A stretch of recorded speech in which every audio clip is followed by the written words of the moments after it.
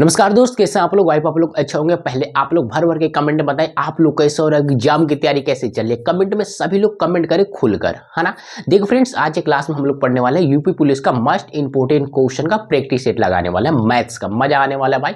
आप किसी भी कॉम्पिटेटिव एग्जाम की तैयारी करते हैं तो यहाँ पे खुलकर तैयारी कर सकते हैं। ओनली टू ओनली मैथ्स का यहाँ पे सारा मटेरियल मिलता है। बात ही आपको समझ में आ रही। तो आज पहला क्लास है यूपी पुलिस का, क्लियर ना, जिसमें हम बहुत ही मस्ट इंपोर्टेंट क्वेश्चन को बताने वाला हूँ। प्रीवियस ईयर क्वेश्चन होगा, न्यू क्वेश्चन होगा, दोनों क्वेश्चन मिसलेनियस से मजा आएगा। माहौल बनने वाला है तो वीडियो को अंत तक बनकर वॉच करें। बस ठंडी का मौसम है तो कंबल में बैठ के किसी कोने में बैठ जाएं, है ना, और आराम से फुल वीडियो को वॉच करना है। माहौल बनने वाला है, क्लियर है, नो डाउट ना। चलिए पहले क्वेश्चन से स्टार्ट करते हैं ना। तो पहला क्वेश्चन स्क्रीन पर दे रखा है, जल्दी से 1 से 2 बारी से रीड करें आप। सिर्फ आपको रीड करने का, उसके बाद हल करने का, क्लियर है ना। चलिए तो पहला क्वेश्चन का सॉल्यूशन थोड़ा बता दो तो क्या होगा, जल्दी से कमेंट करें इसका आंसर क्या हो सकता है। ध्यान से समझो। यदि किसी गांव में जनसंख्या 20% घटती है, फिर 10% बढ़ती है, फिर नेक्स्ट 10% बढ़ जाती है, तो नई जनसंख्या जो है, प्रारंभिक जनसंख्या कितना प्रतिशत होगा, कितना प्रतिशत होगा, ये हमको फाइंड करना है। तो थोड़ी सी आपको दिमाग लगानी है क्वेश्चन में दम है नहीं, लेकिन दिमाग थोड़ी सी लगानी है आपको। थोड़ा सा ध्यान दो। देखिए गांव की जनसंख्या नहीं दिया है, तो लेट में हमने गांव की जनसंख्या मान लिया कि गांव में 100 आदमी है ना। गांव की जनसंख्या हमने क्या यूज किया कि 100 आदमी है, क्लियर है। पहले इस पर 20% जनसंख्या घट गई, 100 था 20% घटा दो। कोई भी चीज अपने आप में 100% होती है, उस पर 20% घटा दो तो अब कितना हो जाएगा, 80/100 ना मेरे भाई, बताओ यही ना होगा शुद्ध, क्लियर है ना। फिर नेक्स्ट 10% जनसंख्या इंक्रीज कर गई, बढ़ गई, तो 100 पर 10 बढ़ाओगे तो 110/100 हो जाएगा, क्लियर है। फिर नेक्स्ट 110% हो जाएगा, मतलब 10% फिर से बढ़ गया, तो 110/100। यहाँ तक किसी को डाउट भाई बंधु को नहीं ना। पहले 20% घटा तो हमने घटाया, 10% नेक्स्ट फिर बढ़ा तो बढ़ाया, फिर एक बार और 10% बढ़ा तो फिर से बढ़ा दिया। तो ये आपको डाउट है नहीं ना। चलिए तो यहाँ पे बस आपको कैलकुलेशन करना है। 2 0 से 2 0, 1 2 3, 1 2 3, क्लियर। इसको गुना कर लो, 968 बनेगा। नीचे 10 से भाग लगाओगे, एक अंक के बाद पॉइंट लगाओगे, यही आपका शुद्ध आंसर। खत्म हो गया क्वेश्चन भाई। 968 आपका शुद्ध आंसर। बताओ किसी को डाउट, किसी को डाउट यहाँ पर 96.8 आपका शुद्ध आंसर, नो डाउट। आगे बढ़ सकते हैं, है ना। तो किसी को डाउट है इस क्वेश्चन में, पेन उठाने की जरूरत नहीं थी, है ना। पेन उठाने की जरूरत नहीं इस क्वेश्चन, बस आप दिमाग से इसको उड़ा सकते हो कि आपको क्वेश्चन ये फंसेगा, बिल्कुल नहीं। चलो नेक्स्ट क्वेश्चन बताओ। चलो मेरे भाई अगला क्वेश्चन बताने के प्रयास करेंगे सिर्फ आप। नेक्स्ट क्वेश्चन क्या दे रखा है, ध्यान देना। एक निश्चित राशि 10% प्रति वर्ष की दर से 3 वर्षों के लिए चक्रवृद्धि जो ब्याज है 1655 है ना, 1655 है। तो उसी राशि पर 1/3 वार्षिक ब्याज की दर पर 3 वर्ष गुना कर दिया जाए, मतलब जो टाइम है 3 गुना कर दिया जाए, तो बताइए सिंपल इंटरेस्ट क्या होगा, साधारण ब्याज क्या होगा। बहुत ही धांसू क्वेश्चन है, पिछली बार पूछा गया ये क्वेश्चन है। तो इस क्वेश्चन को तो बनाना आपको बनता है ना। तो ध्यान देना कैसे इसको हल करोगे, थोड़ी सी आपको दिमाग लगानी है तो लगाओ। देखो 10% का फ्रैक्शन वैल्यू कितना होगा, ये रेट है। 10% के रेट से पैसा क्या होता है, पर एनम, मैंने प्रत्येक साल बढ़ता है, क्लियर ना। तो 10% रेट है, इसका फ्रैक्शन वैल्यू होता है 1/10। ये सभी चीजें याद रखनी होती है, सभी वैल्यू का, परसेंटेज वैल्यू का फ्रैक्शन वैल्यू, क्लियर है। ये 1/10 क्या है, 10% का फ्रैक्शन वैल्यू है। नीचे वाला ओरिजिनल वैल्यू यानी प्रिंसिपल है, क्लियर है। इसका 10 का 10% निकालोगे तो 1 यूनिट आएगा, यानी ऊपर वाला 1 क्या है, आपका इंटरेस्ट है, ब्याज है। मतलब ध्यान देना आपका 10 रुपया है ना, क्या है, 10 प्रिंसिपल है। 1 साल में, है ना, 1 साल में कितना बढ़ा, 1 यूनिट, यानी अब आपका धन कितना हो जाएगा, आपका अमाउंट कितना हो जाएगा, 11 होगा कि नहीं होगा, बताओ। 1 साल में 10 का 10% बढ़ाया था, 1 यूनिट है, यानी पहले पैसा धन था, पहले पैसा 10 था, तो 1 साल बाद कितना आपको मिलेगा, 11, यानी 1 साल में 1 यूनिट आपका ब्याज बढ़ा। इतनी बातें समझ में आई। ये 1 साल का है, 3 साल बढ़ रहा है ना, तो पावर 3 कर दो, नो डाउट, है ना, पावर 3 कर दो, क्लियर ना। हमने पावर 3 कर दिया। अब इसका पावर करोगे तो 1000 बनेगा, और इसका क्यूब करोगे तो कितना होगा मेरे भाई, 1331 होता है। ये सभी चीजें याद रखनी है आपको, क्लियर है ना। अब ध्यान दो, अब थोड़ी सी ध्यान दो। 3 साल का प्रिंसिपल आपका 1000 है, 3 साल बाद आपका अमाउंट कितना हो गया हमारे भाई, 1331। बताओ हमारा कि इस ब्याज कितना बढ़ा होगा, इस साई कितना बढ़ा होगा, तो कितना बढ़ेगा मेरे भाई, ब्याज आपका 331 बढ़ा होगा, है ना, 331 ब्याज बढ़ा होगा ना, बातें समझ में आई। जबकि ब्याज बढ़ा कितना है 3 साल में, 1655, है ना, यानी 331 का वैल्यू कितना है, 1655। तो 1 यूनिट का वैल्यू पूछो तो कितनी आएगा, 5 आएगा। इससे काटोगे तो 5 बार में कटेगा, है ना, क्लियर है। 1 यूनिट का वैल्यू 5 आ गया। तो मैं पूछूं 3 साल का प्रिंसिपल बताओ, है ना, मूलधन बताओ कितना होगा। 1 साल का 5 यूनिट, यानी आपका प्रिंसिपल कितना होगा 3 साल का, 5000। क्लियर है, ये आपका प्रिंसिपल है। क्लियर है, इतना आपका प्रिंसिपल था, तब इतना ब्याज आपको मिला। इतनी बातें समझ में आई, है ना। अब क्वेश्चन पढ़ो क्या दे रहा है, नेक्स्ट जो नेक्स्ट लाइन है, उसी राशि पर, है ना, मतलब इसी राशि पर।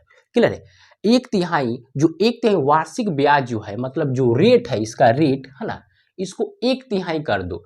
मतलब रेट पहले कितना था, 10%, है ना, 10%। इसका 1/3 मतलब का 1/3, यानी 10%/3, यही होगा 1/3 का मतलब। 1/3 आपको समझ में है। और जो टाइम है मेरे भाई, टाइम को 3 गुना कर दो। तो पहले टाइम 3 साल था, तो 3 गुना मतलब 9 ईयर्स, है ना, 9 ईयर्स।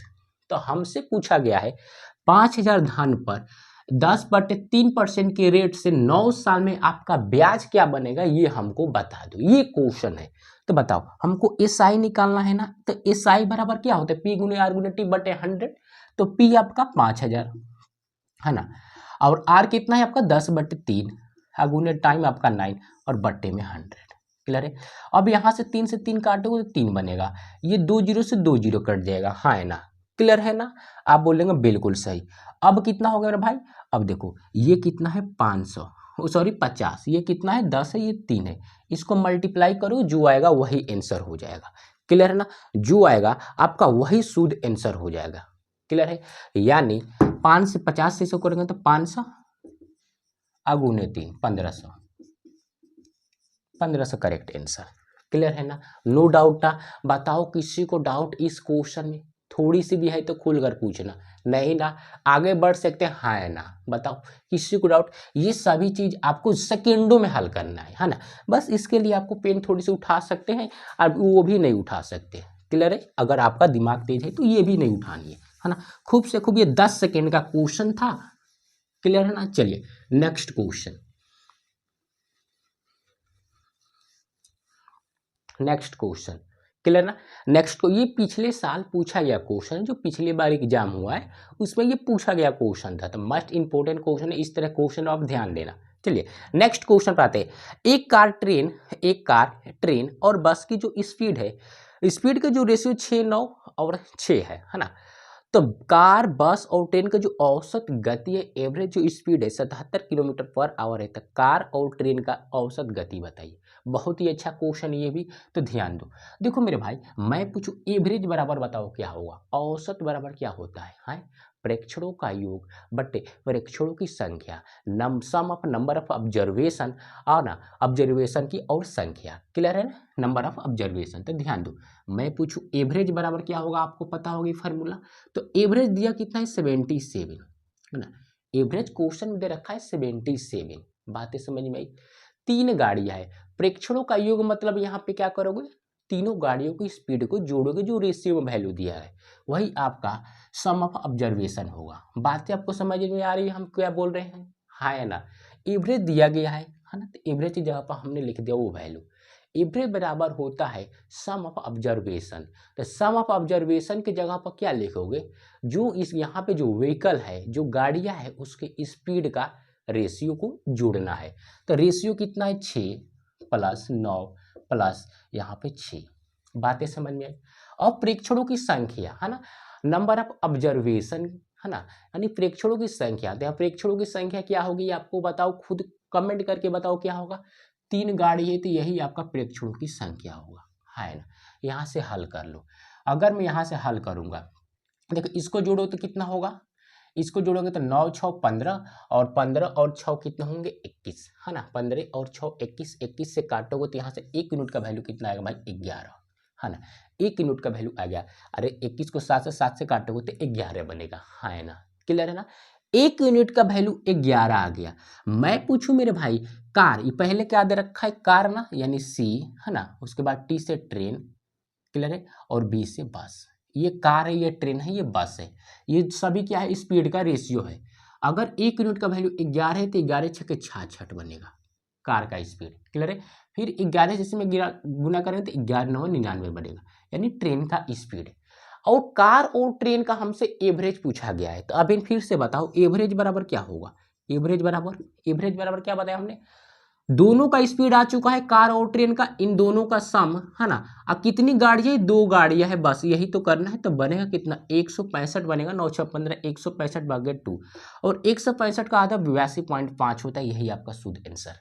बात खत्म है ना, बात खत्म मेरे भाई, यही 2 सेकंड का क्वेश्चन था। क्लियर है ना। तो किसी को डाउट, बस आपको एवरेज वाला कंसेप्ट जो फार्मूला होता है आपको याद रखनी है, उसके बाद तो क्वेश्चन उड़ा सकते हो। चलो नो डाउट, आ जाओ आगे। नेक्स्ट क्वेश्चन की तरफ बढ़ते हैं। देखिए ये एक अच्छा क्वेश्चन और शानदार क्वेश्चन है, जब तक मैं क्वेश्चन लिखता हूं तब तक आपका आंसर आ जाना चाहिए। क्लियर है। 27 के स्क्वायर बट्टे एक्स इक्वल एक्स बट्टे 7 की पावर 4 बट्टे में 9। तो हमसे एक्स का वैल्यू पूछा गया, तो 2 सेकंड लगेंगे इसको हल करने में। देखो कैसे करना है, यहाँ पे इक्वल में दोनों वैल्यू तो क्रॉसपेंडिंग गुना कर दो, है ना, क्रॉस में गुना होगा ना, मल्टीप्लाई करो क्रॉस में, तो इधर इसको इधर इसको, तो इसके एक्स स्क्वायर बनेगा। इसको करेंगे तो 27 का स्क्वायर और गुने में 7 के पावर 4 बट्टे 9। क्लियर है ना। अगर मैं यहाँ से स्क्वायर हटाऊंगा तो इधर चल जाएगा कवर में, यानी रूट में। क्लियर ना, ऊपर खोपड़ी चल जाएगा। अब ध्यान दो, 27 से स्क्वायर से रूट खत्म, बचेगा सिर्फ 27 गुने यहाँ से इसका, फिर यहाँ पे पावर 2, यानी 1 2 से तो रूट खत्म, बचेगा कितना, 7 के पावर 2। है ना, बातें समझ में आ रही है यहाँ पे, है ना। बताओ किसी को दिक्कत। अरे भाई रूट का मतलब होता है 1/2, रूट का मतलब होता है 1/2, और 27 के पावर 2, तो 2 से 2 खत्म, यानी रूट से पावर 2 खत्म, है ना। रूट से पावर 2 खत्म, इसका भी ऐसे हल करोगे तो इसको क्या लिखोगे, 2 गुने 2 यानी 4, 2 से यहाँ पे 4 होगे तो फिर कट जाएगा, तो 1 2 तो बचेगा ही ना, तो 7 के पावर 2। क्लियर है। अब यहाँ पे 9 है, हम 9 को क्या लिख सकते हैं मेरे भाई, 3 का स्क्वायर भी लिख सकते हो, या मैं डायरेक्ट 9 भी लिख सकता हूँ, है ना। अब ध्यान दो, अब रूट से अंदर, ये रूट में है ना, 9 अंदर से निकलेगा तो बाहर निकलेगा ना, तो 9 का स्क्वायर रूट क्या होगा, 3 होगा, और 3 9 27। क्लियर है, यानी 9 गुने 7 गुने 7 जो आएगा वही आपका आंसर हो जाएगा। यूनिट डिग्री से जा सकते हैं, 7 से 49, 9 99 81, जिस आंसर के अंत में 1 रहेगा वही आपका शुद्ध आंसर होगा। वैसे में गुना करने पर 441 बनेगा, ये आपका शुद्ध आंसर। क्लियर है, 441 होगा। आप इकाई स्थान से भी जा सकते हैं। क्लियर है, 7 से 49, 9 99 81 1 आएगा, जिस ऑप्शन में लास्ट में 1 रहे वही आपका शुद्ध आंसर होगा। बात समझे, है ना। ये सब तरीका होता है फास्ट हल करने का। क्लियर है। तो यहाँ पर आपको डाउट थोड़ी सी भी है तो बताओ, किसी बच्चे को भी नहीं होनी चाहिए, है ना। आगे बढ़ सकते हैं, चलिए।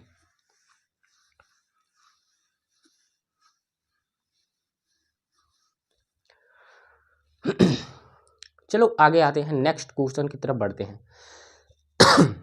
देखो अगला क्वेश्चन क्या है, दो संख्याओं का महत्तम समापवर्तक और लघुत्तम समापवर्तक, है ना, 25 और 50 है। यदि पहली संख्या को 2 से विभाजित किया जाता है तो भागफल जो आता है 50 आता है। तो बताओ दूसरी संख्या क्या है, हमसे दूसरी संख्या पूछा गया है।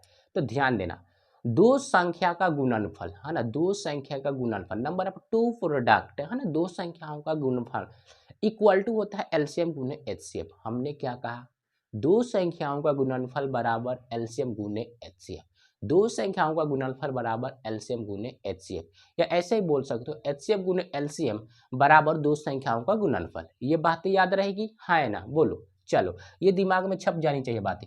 तो दो संख्याओं का गुणनफल, हमने मान लिया दो संख्या ए गुने बी है ना, इक्वल टू क्या होता है एचसीएफ और गुने में एलसीएम।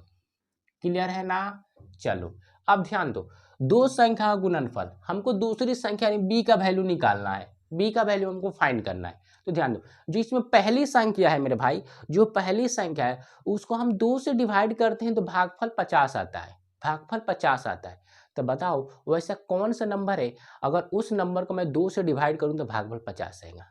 बताओ, माइंड टेस्ट, बताओ क्या होगा। अरे भाई मेरा 100 है, अगर मैं 100 को 2 से डिवाइड करूँ तो भागफल 50 ही तो आएगा। क्लियर है, यानी पता चल गया पहली संख्या क्या है आपका 100 है है ना, बताओ पहली संख्या पता चल गया क्या है मेरे भाई 100 है, इसको 2 से डिवाइड करो भागफल 50 आ जाएगा। क्लियर है, अब काम खत्म। और ये बी है इक्वल एलसीएम आपका जो दे रखा है उसको लिख लो 25 50 25 500।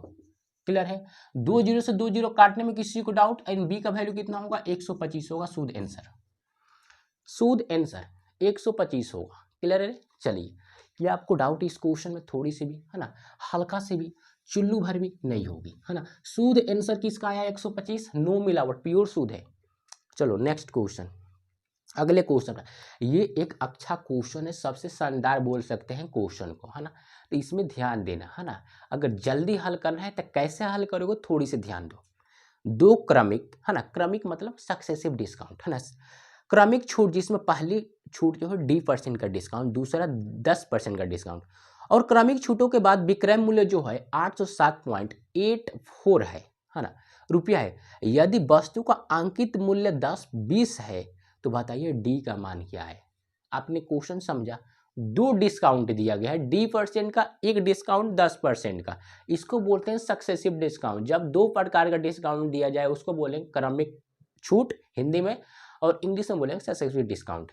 क्लियर है, जब डिस्काउंट देने पर वस्तु को बेचा कितना 807.84 में, क्लियर है ना, जबकि उसका मार्क प्राइस कितना है भाई 10-20 है, उसी पर तो डिस्काउंट दो को दिया गया है, तभी ना बेचा गया है 807.84 में।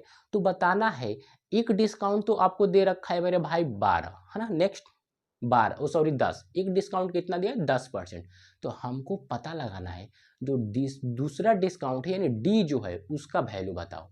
तो दूसरा डिस्काउंट आपको फाइंड करना है। क्वेश्चन समझ में आया है ना, नो डाउट ना, आगे बढ़ सकते हैं। चलिए अब हल कैसे करना है तरीका समझेंगे। इसका मैं दो तरीका बता रहा हूँ, ऑप्शन से भी विदाउट ऑप्शन से भी, है ना, ध्यान देना। देखो भाई मार्क प्राइस कितना है 10-20, क्लियर है, 10-20 है ना, 1020 मार्क प्राइस दे रखा है। देखो अगर मैं इस पर डिस्काउंट दूं, है ना, ये मार्क प्राइस है, मार्केट में जाते हो कोई भी वस्तु पर मार्कअप लिखा रहता है, मार्क प्राइस लिखा रहता है, उसी पर तो डिस्काउंट मिलेगा ना मेरे भाई। तो ये मार्क प्राइस है, पहला डिस्काउंट D% का, कोई भी चीज अपने आप में 100%, उस पर D% का डिस्काउंट यानी 100 माइनस D%, है ना, बट्टे में क्या 100, अरे इसी पर तो डिस्काउंट दिया गया है, क्लियर ना। तो 100 पर D% का डिस्काउंट यानी 100 माइनस D%, क्लियर है। नेक्स्ट 10% का डिस्काउंट, 100 पर 10% का डिस्काउंट 90/10, क्लियर है। तो अब इसको सेल कितना में किया गया है मेरे भाई 807.84 में, क्लियर। अब इसको आप हल कर लो, अब इसको आप हल कर लो तो डी का वैल्यू पता चल जाएगा, क्लियर है। ये पहला तरीका, क्लियर है। आप यहाँ से कैलकुलेशन कर लो, 0 से 0 काटे गुना भाग करोगे तो यहाँ से आपका डी का वैल्यू पता चल जाएगा, क्लियर है। ये एक तरीका हुआ, एक लाइन में खत्म। यहाँ पे हल करने के बाद, कैलकुलेशन करने के बाद आपका जो डी का वैल्यू आएगा वही तो पहली डिस्काउंट आप बोल सकते हैं, दूसरी डिस्काउंट, है ना, क्लियर ना। डी का वैल्यू पता चल जाएगा। नेक्स्ट ऑप्शन से समझते हैं मेरे भाई, ऑप्शन में दे रखा है वैसे वैसे नंबर को उठाओ। देखो पहला तो 10% का डिस्काउंट है ना, सक्सेसिव डिस्काउंट मतलब क्या, दो डिस्काउंट मिलेगा, क्लियर।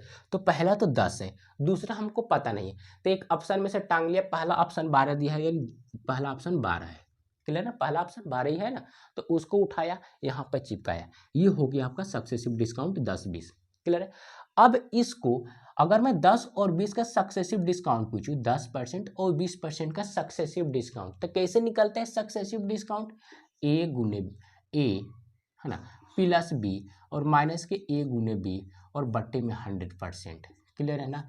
ये ऐसे निकलता है ना मेरे भाई, सक्सेसिव डिस्काउंट निकालने का यही फार्मूला होता है। अगर आप यहाँ पे दोनों वैल्यू रखो, है ना, दोनों वैल्यू, यहाँ 10 यहाँ 12, कितने होंगे, जोड़ोगे तो 22 होगा, यहाँ ऐसे काटोगे तो 10 से काटोगे 10 1.2 यानी कितना बचेगा, 22 में से घटाओगे यानी 21 पॉइंट, है ना, 20.8 आएगा, है ना, 20.8%, है ना। ये कैसे आया, कैसे आया मेरे भाई, 10-20 यहाँ पे दोनों पर रख के हल करो, 20.8 ही आएगा, क्लियर। तो 20.8% का डिस्काउंट मिला, बातें समझे, है ना। ओवरऑल आपको डिस्काउंट, तो माफ करना दोस्त स्लाइड चली गई थी, फिर से समझ लेते हैं क्या दिक्कत है। तो ध्यान देना, देखिए जो 20.8% है ये क्या है भाई, ओवरऑल आपका डिस्काउंट है किस पर, 10-20 पर, यानी 1020 पर डिस्काउंट कितने का मिलेगा, 10.8% का डिस्काउंट मिलेगा, है ना। क्लियर है ना?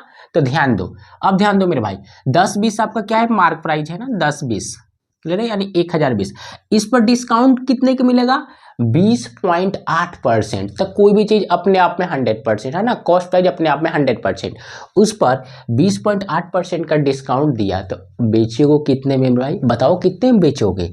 आप बोलेंगे माइनस कर लेंगे 79.2 है ना, यही बनेगा 79.2 बट्टे में 100। क्लियर है ना, बट्टे में 100। जब इसको हल करेंगे तो इसी के बराबर आ जाएगा, यानी 860.84, जो 860.84 के बराबर आ जाएगा। यानी ऑप्शन जो हमने 12 रखा ए को, ये भी ऑप्शन 12 दे रखा है ना, 12% जब रखा, यानी इसका सक्सेसिव डिस्काउंट निकाल कर हल किया तो इसके बराबर आ गया, यानी ऑप्शन नंबर ए जो है करेक्ट आंसर है। क्लियर है ना? अगर आप यहाँ पे 9 रखोगे है ना, तो वैसे आपको फिर सक्सेसिव डिस्काउंट निकालोगे, फिर इस पर उतना का डिस्काउंट निकाल कर आप सेलिंग प्राइस निकालोगे, ये आपका सेलिंग प्राइस है ना, तो इसके बराबर नहीं आएगा। क्लियर है, इतना नहीं आएगा, अलग नंबर आएंगे, तो ऑप्शन नंबर गलत, बी नंबर। वैसे ही क्लियर है ना, चेक किया आपने? तो ये पहला तरीका, ये दूसरा तरीका, ये ऑप्शन से विदाउट ऑप्शन से। तो क्या आपको डाउट है ना, कोई भी डाउट नहीं होगा ना? दोनों तरीका हमने आपको बताया अच्छे ढंग से, जो आपको अच्छी तरह से समझ में आई होगी। क्लियर है ना? चलो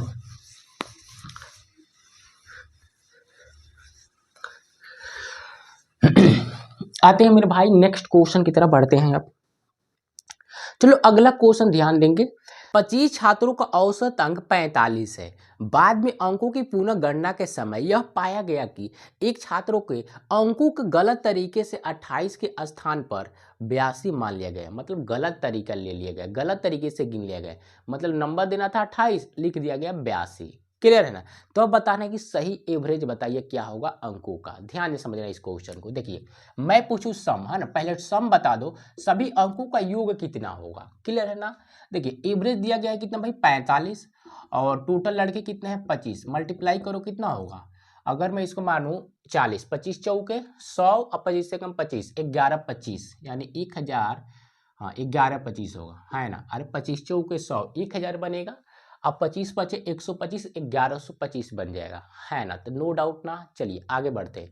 ये क्या है भाई, टोटल अंकों का योग है। टोटल अंकों का योग कितना है, 1125। ध्यान से समझो, 1125। क्लियर है? ये टोटल अंक है 25 छात्रों का। अब इसमें एक लड़का के अंक देना था 28, बल्कि दे दिया कितना मेरे भाई, कितना दिया गया, कितना दिएगा 82 है ना, 82। तो जो गलत लिखा गया 82 उसको माइनस कर लो है ना, 82 माइनस कर लेंगे तो सही नंबर निकल के आएगा ना, सही नंबर निकल के आएगा। गलत वाला नंबर को निकाल लो तो माइनस करने के बाद सही नंबर आएगा है ना। क्लियर ना? उसके बाद आपको कितना देना था उस लड़के को नंबर 28, तो 28 जोड़ देंगे है ना। तो इसको हल करेंगे तो कितना बनेगा, 1071। क्लियर ना, 1071 सम करने के बाद माइनस करने के बाद बनेगा 1071। ये आपका क्या हुआ मेरे भाई, करेक्ट अंकों का योग, यानी कितने छात्रों के, 25 छात्रों का करेक्ट नंबर इतना होगा, ना कि इतना। क्लियर ना? गलत से इतना हुआ था, सही से इतना योग होगा। बातें समझ में आ रही? तो यही तो पूछा गया, एवरेज बता दो ना, इसी का एवरेज बताओ। तो 1071 और बट्टे में क्या लिखोगे, कितने छात्र हैं, 25 छात्र हैं, तो 25 लगा दो है ना, 25 ही छात्र है ना, 25, तो 25 छात्र से डिवाइड कर लो, जो आएगा वही करेक्ट आंसर, 42 पॉइंट है ना 84। ये आपका शुद्ध आंसर। क्लियर है ना, 42.84 ये आपका शुद्ध आंसर। ऑप्शन नंबर ए को टिक लगाना धीरे से। क्लियर है यार? चलिए समझ गए ना बातें, क्लियर होगी क्वेश्चन। चलो नेक्स्ट क्वेश्चन पर आते हैं। अगला क्वेश्चन समझते हैं। अगला क्वेश्चन क्या है, ध्यान देना। एक निश्चित धनराशि साधारण ब्याज पर 10 वर्षों में सेम की है ना, स्वयं की अपने आप की 3 गुनी हो जाती है, तो कितने वर्षों में वो 5 गुनी होगी है ना, कितने वर्षों में वो 5 गुनी है। ये बहुत ही अच्छा क्वेश्चन है। इस तरह के क्वेश्चन हर एग्जाम में पूछे जाते हैं है ना। आप एसएससी के भी एग्जाम देंगे, सीजीएल, सीएचएसएल, एमटीएस, जीडी वगैरह, एससीपी वगैरह, उसमें भी क्वेश्चन आता है, और यूपी पुलिस का ये फेवरेट सवाल है, तो ध्यान से समझेंगे। देखिए एक निश्चित धनराशि साधारण ब्याज पर 10 वर्षों में स्वयं के 3 गुनी, 10 साल में 3 गुना, 10 साल में 3 गुना, है ना। फिर हेरा फेरी में कैसे होता है, पैसा डबल 21 दिन में डबल, 21 दिन में डबल। वही यहाँ पे दे रखा है 10 साल में 3 गुना, यहाँ ना 3 गुना। तो ध्यान देना कैसे हल करेंगे, यहाँ पे बाबू राव को जरूरत पड़ेगी। तो ध्यान से समझेंगे इस क्वेश्चन को। हमने मान लिया जो धान है 1 है ना, धान कितना है 1 है। ये मेरे भाई कितना हो जाता है, 3 गुना हो जाता है। कितने साल में, कितने साल में, आप बोलेंगे 10 साल में 3 गुना होता है ना। एक धान है 10 साल में 3 गुना हो गया, यहाँ पे लिख दे रहा हूँ 10 ईयर्स में 3 गुना हो गया। तब मैं पूछूं 10 साल में ब्याज कितना बड़ा होगा, यानी सिंपल इंटरेस्ट कितना बढ़ा होगा।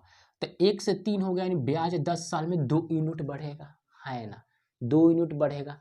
तो यही हमसे क्वेश्चन पूछा गया, यही जो धान है, यही जो धान है स्वयं की कितने साल में, कितने साल में ये 5 गुना होगी, कितने साल में ये 5 गुना होगी। तो एक बात बताओ, 10 साल में 3 गुना हो रही तो ब्याज 2 यूनिट बढ़ रहा है।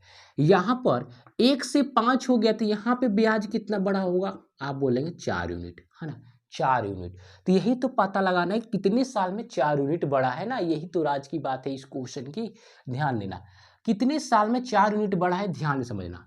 देखो 2 यूनिट ब्याज बढ़ता है कितने में, कितने साल में, 10 साल में, है ना। तो मैं पूछूं 1 यूनिट ब्याज कितने साल में, कितना साल में बढ़ा होगा, तो 5 साल में, है ना। बातें आपको समझ में आ रही।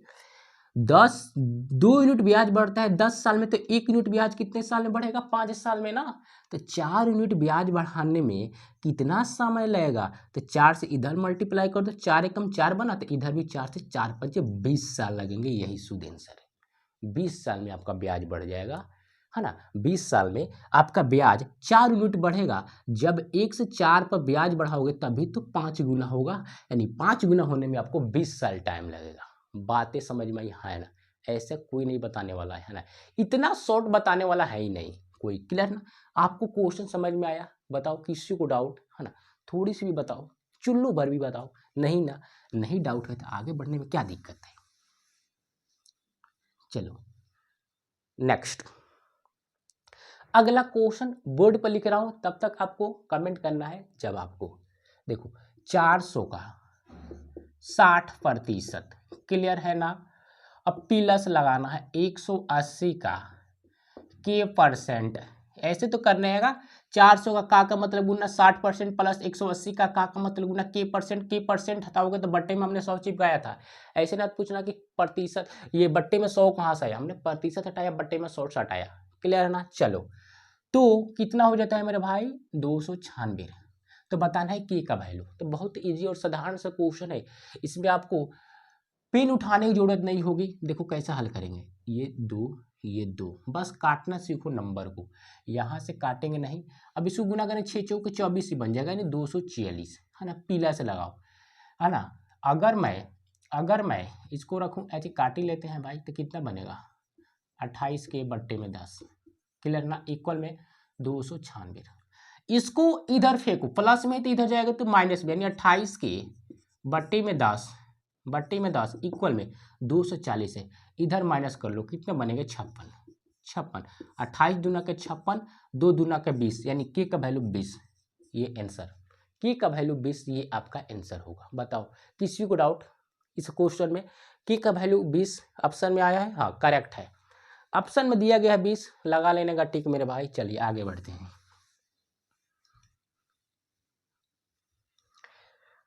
नेक्स्ट क्वेश्चन को समझते हैं। देखिए ये बहुत ही अच्छा क्वेश्चन है, एज वाले क्वेश्चन है। तो एज वाले क्वेश्चन को जरूर आपको बनाना है 2-4 बार, है ना।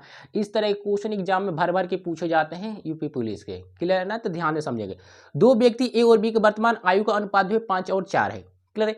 6 वर्ष बाद उनकी आयु का जो रेशियो है 17:14 हो जाता है। तो 12 वर्ष बाद उनकी आयु का रेशियो क्या होगा, ये हमको पता लगाना है। देखिए एकदम शॉर्ट तरीका बताऊंगा आपको, ना ही एक्स ना ही वाई, कोई भी अल्फा बीटा नहीं मानने का, क्लियर ना। ध्यान से समझेंगे, जो समझ गया 2 सेकंड लगेंगे इस तरह के क्वेश्चन को हल करने में आपको।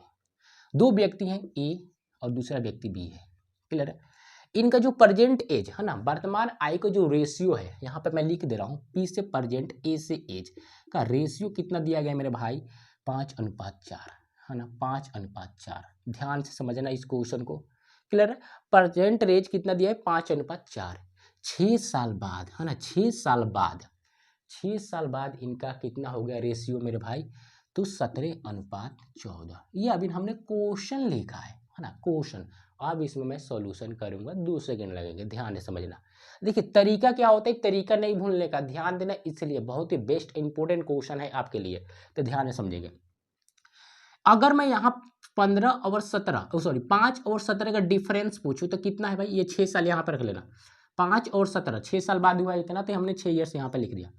5 और 17, 5 और 17 के बीच का अंतर पूछो कितना है, 12 है। यहाँ पे देखो 4 और 14 के बीच का अंतर कितना है, 10 है। डिफरेंस अलग अलग है, डिफरेंस सेम होना चाहिए, यही जादू है इस सवाल का, तरीका है हल करने का, है ना। तरीका क्या है मेरे भाई, ध्यान से समझो।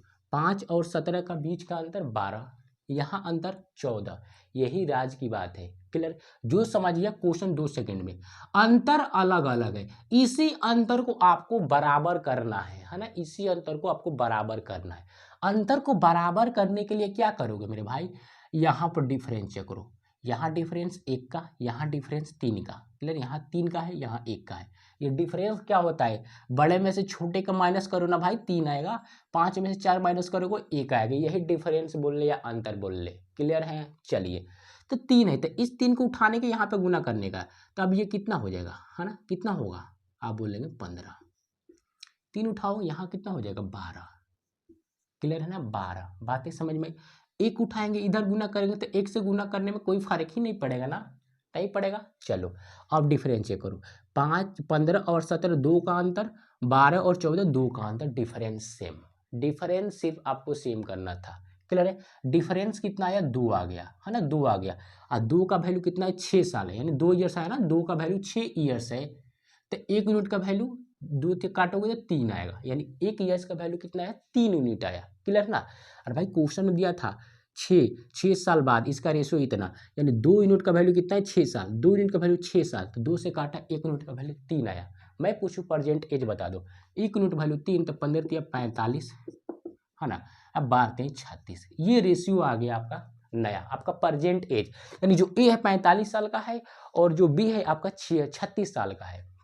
तो रेशियो ले लेते हैं फिर से, अगर मैं काटूं तो कितने, 5 से कट से हो, किससे कटे, 3 से कटेगा, है ना, 15 या 45, सही है ना मेरे भाई, 3 से कट 15 या 45 सही है, और 12 36, ये आपका आंसर। को गलत आ गया कैसे बे, 2 से काटा 3, 15 या 45, हो मेरे भाई, करेक्ट, ध्यान देना थोड़ी सी। हमसे क्या पूछा है क्वेश्चन, 12 साल बाद ना, 12 साल बाद पूछा गया है, सॉरी मेरे भाई, 12 साल बाद, 12 साल बाद का हमको बताना है, प्रेजेंट एज नहीं, ध्यान से समझना।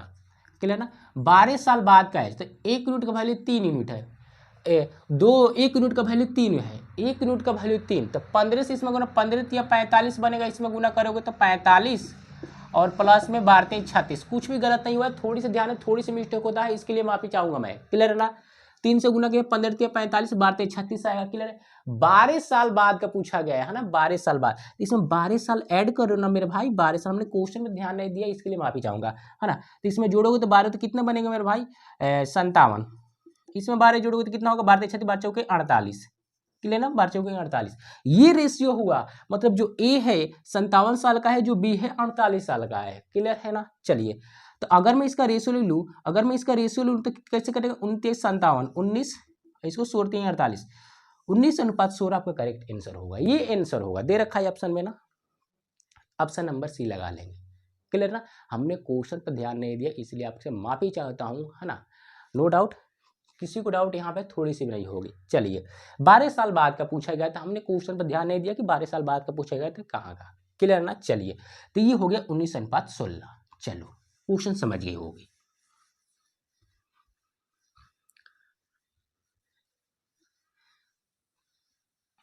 चलो भाई अगले क्वेश्चन की तरफ बढ़ते हैं। देखिए अगला क्वेश्चन क्या है, ए 75% कार्य को 30 दिन में कर सकता है, जबकि बी उसी कार्य का 50% 18 दिन में कर सकता है। यदि वे एक साथ कार्य करते हैं तो कार्य का जो कितना भाग एक दिन में समाप्त होगा, ये हमसे पूछा गया है। क्वेश्चन आपने समझा, है ना। ए जो 75% काम 30 दिन में करता है, वही जो बी है 50% काम 18 दिन में कंप्लीट करता है। तो दोनों चिपक के काम करें, मिलकर काम करें, तो एक दिन में कितना काम को समाप्त करेंगे, कंप्लीट करेंगे, ये हमको बतानी है। थोड़ी सी ध्यान दो, मैं पूछूं मेरे भाई, ए जो है ना, ए जो है एक दिन में, ए जो है एक दिन में कितना काम करता होगा, बताओ कितना काम करता होगा।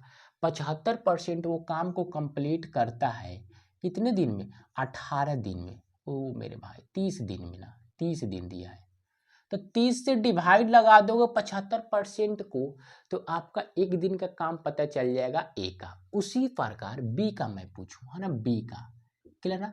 बी 50% काम को कंप्लीट करता है 18 दिन में। अगर मैं इसको भी 50% को 18 से डिवाइड कर दूं, तो इससे भी आपको पता चल जाएगा कि ए और बी एक दिन में कितना काम कंप्लीट करता है ना। ए और बी का आपको काम पता चल गया डिवाइड करने से, क्लियर ना। अगर मैं काटूं तो कट सकता है ये नंबर, 15 पचे 75, है ना, और 6 पचे 30, क्लियर, प्रतिशत में रखने का। इसको मैं देखूं तो इसको भी काट सकते हैं, आधा कर देते हैं 25%, है ना, हल करने में आसानी होगा, इसको 9 होगा, क्लियर है ना। ये क्या है मेरे भाई, ये क्या है, कौन सी वैल्यू, एक दिन का काम है किसका किसका, ए और बी का। तो यही तो क्वेश्चन पूछा गया, यही दोनों चिपक कर, दोनों मिलकर, दोनों का संबंध हो जाए, एकदम मिलकर काम करे शांतिपूर्वक, तो एक दिन में कितना काम करेंगे। तो एक दिन का ए का काम, ये बी दिन, ये बी का एक दिन का काम, दोनों को जोड़ दो ना, मिलकर काम करने का मतलब क्या हुआ, दोनों को जोड़ दो, क्लियर है। यहाँ से एकदम जाएंगे बेसिक से, एलसीएम ले लोगे 18 बनेगा, 6 3 15 3 45, क्लियर है, परसेंटेज प्लस 9 2 50, क्लियर है। अगर जोड़ो तो 95 होगा, 95 बट्टे 1800 प्रतिशत हटाओगे तो कितना होगा, 95 बट्टे 1800, है ना। बताओ किसी को डाउट, अरे भाई प्रतिशत हटाया, बट्टे में 100 हटाया, क्लियर ना। अब यहाँ से काट लो, कितनी बार में, 19 से कटेगा, 19 25 95, 5 बार में ना, इसको काटेंगे 180 यानी 36, है ना, 36 360, ये आपका शुद्ध आंसर। 19/360, 19/360, ये क्या है, ए और बी का एक दिन का काम है। चलो इफिशियंसी बोल सकते हैं, कार्य करने की क्षमता बोल सकते हैं। ये आपको डाउट यहाँ पर किसी को भी नहीं होनी चाहिए। चलो अब नेक्स्ट क्वेश्चन बताओ, इस क्वेश्चन का जवाब देना। अगला क्वेश्चन क्या है समझते हैं ध्यान से। एक किसान के पास 50 भेड़े, 125 गाय और 200 घोड़े हैं। एक झुंड में केवल एक ही प्रकार के जानवर को रखता है, और किसी भी झुंड में समान संख्या में क्या है, जानवर है ना। जितना झुंड है, हर झुंड में समान संख्या में जानवर है, इक्वल इक्वल है। यदि झुंड जो है यथासंभव बढ़ने लगती है, मतलब बढ़ जाती है, तो हमको बताना है कि उसके पास टोटल झुंड कितने। देखिए इस तरह के जितने भी क्वेश्चन होते हैं कैसे हल करते हैं, ध्यान देना। देखिए भेड़ बोले तो सीप, है ना, सीप कितने हैं 50, और काऊ कितना है मेरे भाई 125, और हर्ष कितना है 200। देखो कैसे करेंगे इस क्वेश्चन का, ध्यान दो। हमको झुंड पहले पता लगा, ओवरऑल सभी जानवर का झुंड कितना होगा, ओवरऑल, है ना, सभी जानवर का झुंड कितना होगा। तो ध्यान दो, करेंगे इन सभी का एचसीएफ ले लो, वो इससे पता लग जाएगा कि झुंड टोटल जानवरों को कितना है। तो कितना होगा मेरे भाई 25, है ना, 25 ही जो है इन सभी नंबर को डिवाइड कर सकता है, क्लियर है ना। छोटी से छोटी संख्या यही, ओ बड़ी से बड़ी। तो बताओ, अब ध्यान देना, ये आपका एचसीएफ है, एचसीएफ कितना है 25 आया, यानी टोटल झुंड जो है कितना है 25 है। ये आपका आंसर नहीं होगा। इसमें एक ट्विस्ट है, क्या ट्विस्ट है, ध्यान देना। एक झुंड में केवल एक ही प्रकार के जानवर हैं, और किसी भी झुंड में जो जितना भी झुंड बनाया गया सभी झुंड में समान समान के जानवर पड़े हैं, है ना, इक्वल इक्वल पार्ट में है। तो यही तो ट्विस्ट है, अलग अलग है। देखो जो 50 सीप है ना, सीप कितने भाई 50 है ना, भेड़ कितने 50 है, और झुंड कितने हैं 25 है। अगर मैं इसको डिवाइड करूंगा 50 को 25 से, तो कितना आएगा 2 आएगा। ये 2 क्या दर्शाता है, 2 दर्शाता है कि जो झुंडों की संख्या है भेड़ की 2 यूनिट है, यानी 2 है, क्लियर है। नेक्स्ट उसी प्रकार 125 है, अगर मैं टोटल झुंड से डिवाइड करूंगा 25 से, तो कितना कटेगा 5 बार में, यानी जो काऊ का झुंड है 5 है, क्लियर। नेक्स्ट 200 को डिवाइड करोगे 25 से, तो 25 8 है 200 होता है, यानी 8 आएगा। ये क्या है भाई, घोड़ा का झुंड है, क्लियर है। मतलब झुंडों की संख्या जो घोड़ा का है 8 है, काऊ का 5 है, भेड़ का 2 है। तो 8 5 12, 8 5 13 और 2 कितना होंगे 15। अब 15 क्या है टोटल झुंड होंगे, अलग अलग जानवर होंगे, क्लियर है ना। सभी मिलाएंगे मतलब, क्योंकि देखिए अलग अलग झुंड में जितना झुंड बनाए गए सभी झुंड में समान जानवर है ना, तो इसलिए हम टोटल झुंड से डिवाइड किया। क्लियर है ना, टोटल झुंड से डिवाइड किया। बात समझ, ऐसे पूछा होता कुल जानवर के कितने झुंड है, तो ये होता 25। क्लियर है ना। तो बताओ कि आपको थोड़ी सी परेशानी, 15 आपका करेक्ट आंसर हो जाएगा। जितना क्वेश्चन बताया सभी क्वेश्चन इंपॉर्टेंट है, ध्यान से देखिएगा इस तरह के क्वेश्चन को, है ना। अगला फिर नेक्स्ट प्रैक्टिस सेट आएगा, है ना, ऐसे ही चलते जाएगा। तो प्लीज़ इस चैनल को सब्सक्राइब जरूर करिएगा और वीडियो को तो शेयर जरूर करें, है ना।